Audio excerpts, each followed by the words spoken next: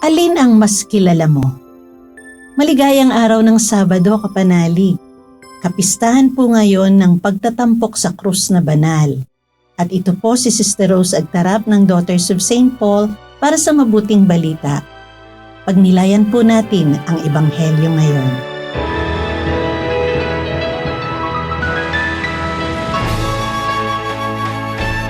Sinabi ni Jesus kay Nicodemo, "Walang umakyat sa langit maliban sa bumaba mula sa langit, ang anak ng tao, kagaya ng pagtataas ni Moises sa ahas sa ilang. Gayon din naman kailangang itaas ang anak ng tao upang magkaroon ng buhay na walang hanggan ang bawat naniniwala sa Kanya. Ganito nga kamahal ng Diyos ang mundo, kaya ibinigay Niya ang Kanyang bugtong na anak upang hindi na mawala ang naniwala sa Kanya. Magkaroon nga siya ng buhay na walang hanggan. Hindi nga sinugo ng Diyos sa mundo ang anak upang hukuman ang mundo, kundi upang maligtas ang mundo sa pamamagitan niya."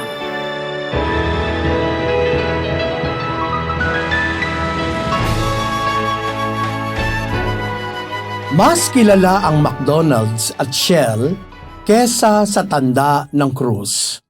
Ito ang naging resulta ng isang marketing research noong 1995.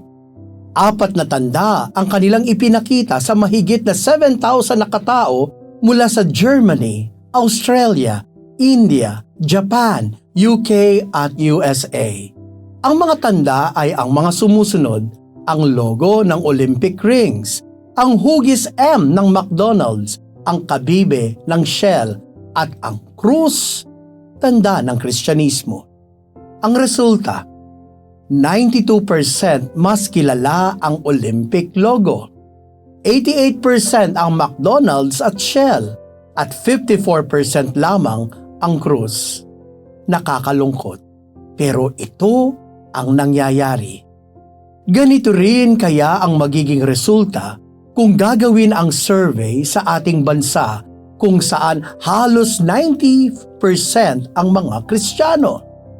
Ikaw, kapanalig, alin ang mas kilala mo? Ngayon ay ang kapistahan ng pagtatampok sa banal na krus.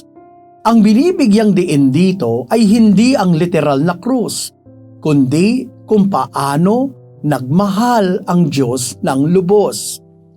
Magpasa hanggang ngayon, marami pa rin ang nagbubulag-bulagan at hindi kumikilala sa makalangit na gawaing pagliligtas ng Diyos.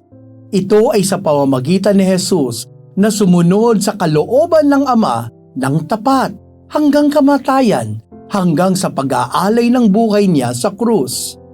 Sabi nga sa Ebanghelyo, sapagkat gayon na lamang ang pag-ibig ng Diyos sa sangkatauhan, kaya't ibinigay niya ang kanyang kaisa-isang anak upang ang sinumang sumampalataya sa kanya ay hindi mapahamak, kundi magkaroon ng buhay na walang hanggan.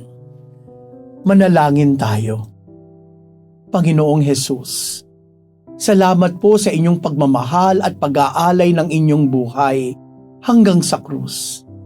Marami ang umaayaw sa krus. Mabigat ito, pangit at kasuklam-suklam. Pero kahit ilang beses po kayong nadapa, ay pilit ninyong pinasan ito hanggang sa bundok ng Golgota. Pwede naman sana kayong tumakas kung ninais ninyo, Diyos kayo eh.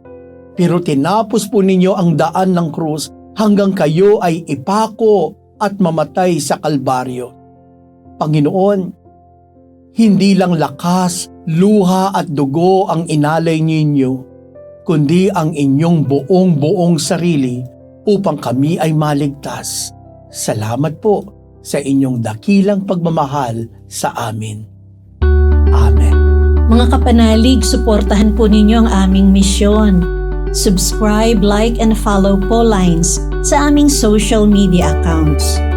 Tulungan niyo po kaming maipagpatuloy ang programang ito at ipadala ang inyong donasyon sa aming donations channels. Makakaasa po kayo na isinasama namin ang inyong mga intensyon at kahilingan sa aming mga panalangin araw-araw. Ito pong muli Si Sister Rose na nag-aanyaya sa inyong manalangin kasama ni Mother Teresa ng Kolkata. Mahal na Jesus, tulungan mong ipalaganap ko ang iyong halimuyak saan man ako magpunta.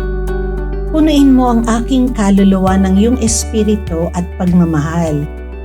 Maghari ka sa buo kong pagkatao nang lubusang magningning ang buhay ko sa iyo. Magliwanag ka sa akin upang madama ka ng lahat ng makakasalamuha ko. Hayaan mong makita nila, hindi ako, kundi ikaw lamang, Jesus. Manatili ka sa akin upang sa iyong liwanag, ako'y magsilbing ilaw sa aking kapwa. Amen.